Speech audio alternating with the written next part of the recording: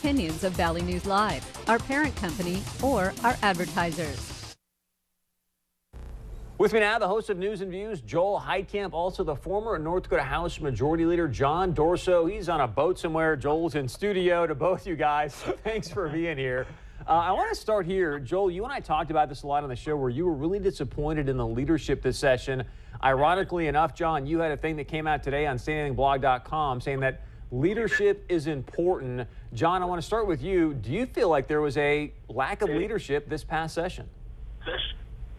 Well, I don't know that I'd characterize it as that, but, you know, Senator Warner being brand new to the post of being a majority leader, I mean, as I said in my article, there's no book that teach you how to be a majority leader. A lot of it's intuitive, and a lot of it is feeling your way. You not only have to feel your way in a lot of procedural issues and so on, your relationship with the governor gets to be something that weighs on you. And certainly, you know, if you've got a caucus of 30, I don't even remember how many Republicans there are, but there's a lot of personalities wrapped up in that caucus. And I'm sure Joel would agree that even in the Democrat caucus, it gets to be an issue just trying to meld all those people together and get them to go in one direction. And I understand that, but isn't that sort of a core component of great leadership, is your ability to bring people together and attain a goal? And Joel, I want to give you a shot at this one because you talked a lot about the lack of leadership.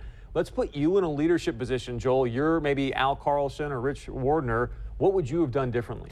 Well, I think I would have picked my agenda items. When, you know, John had the luxury of not having money. That doesn't sound like a luxury, but when John was such a forceful leader in the North Dakota House, he knew what his agenda was. He knew what was priority 1, 2, 3, and he kept everybody focused on that task, and he got us out of there before the farmers were supposed to be out in the field. The problem lies in that in this session, other people took control of the session. They really did. We ended up talking about higher ed at great length when we didn't need to talk in great length about that. We ended up talking about, you know, the abortion issue at great length. There didn't seem to be a, wait, let's get the fiscal money issues resolved and get working on that, and we'll start from that foundation first. And that was my point on the session. I just felt that there was no person that everyone, with all due respect, John, feared the way that people feared you. And John, I want to get your thoughts on this because I look at any great salesperson, any great marketer, again, any great politician, they get in front of the conversation. They say, hey, here's our agenda items, as Joel just alluded to. These are the things we're going to accomplish throughout the session. The opinion piece didn't come out from Al Carlson and Rich Wardner until after the session. There was very little communication from the leadership out of the Republican or the NDGOP. What was missing? Why is that not more of their strategy, John? You know, that I guess you'd have to talk to Carlson and Warner. Let me go back on what Joel said for a second. You know, Joel's absolutely right. At the 95 and the 97 session, money was tight, but we were actually looking at surpluses from each session. The surpluses had the end of the previous biennium surplus had grown. So we were getting to the point where we had money. But the point was for Gary Nelson and I that we had decided amongst the two of us that we weren't going to let government grow any more than it absolutely was necessary, because we had suffered through the late 80s. And Joel remember this, when Governor Sinner went out and campaigned for tax increases, and the voters voted them all down. Wow. So our strategy at the 99 session especially was, we're not going to let government grow, and if we have excess revenues, we're going to put those revenues in rainy day funds and in some other things like water development trusts and so on and so forth.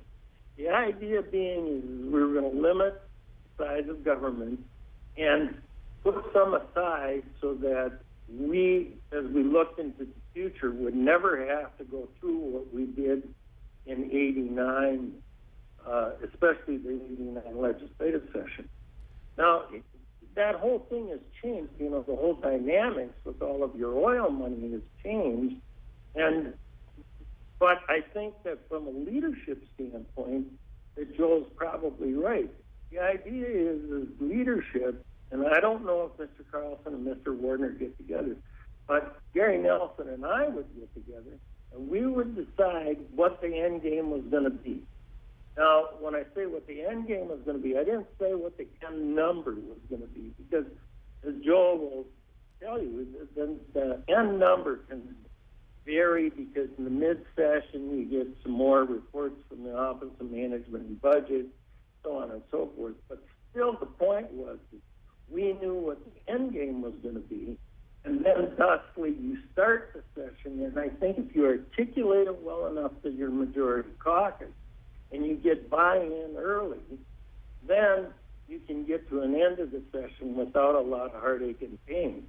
And maybe, and I don't know this because I certainly wasn't there, but this might even be reinforcing what Joel said. I'm not sure either leader had gotten together with one another and then articulated a plan to their caucuses about where they wanted to be at the end of the session. And John, I want to ask Joel this because, Joel, you're probably more absorbed in this than anybody else, maybe in the state of the people that are in the session. Objectively, and I know you're a Democrat, and it's easy for you to bang on, Carlson and Warner, but objectively, if I ask you, all right, Joel, what was the legislative end game? What would you say? I don't think they knew, and I think John's right in that. And it looks from a distance. He didn't say it. I don't want to put words in his mouth that they weren't communicating the way Gary Nelson and John Dorso did. I don't believe it's in the legislature's best interest to extend their time by getting 80 days. That just gives it more time for trouble. When John Dorso had those reins, and he and I didn't agree on a lot of policy, but when he had those reins, he had a clear-cut goal of what was going to get done in that amount of time. And if you didn't like it, prepare to work on Saturday and Sunday. And I respected that about him. By extending the amount of days the legislature had, all you do is create more days for trouble and more days for things being put in and more time given to issues that aren't the most pertinent issues for the matter at hand at the time. And that's my point, John. When you ran a tight ship that said, look, go ahead, make your case all you want, we'll probably kill your bill, but we're going to focus on this. We're going to focus on the state budget and how to serve the people in North Dakota without spending any more dollars than what we have to. In the end, what we ended up with was a bunch of new FTEs that the Fargo Forum is praising them for, and we ended up with a bunch of new spending that nobody knew collectively how it went together. That's my criticism, John. Yeah, and and I'm not going to argue with that, Joel, because I'm not sure, not having had a conversation with either leader, if they did have a concept or if they knew what their end game was supposed to be. And of course, there's another component in that too, and it's the governor. I and Gary, we put our agenda together.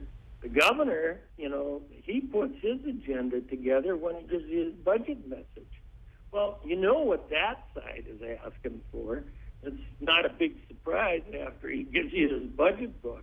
That doesn't mean that the legislature buys that. And in fact, I don't think Gary Nelson and I ever bought the governor's budget, even though it was a Republican governor. The point was is we had our own ideas of where we wanted it to end up.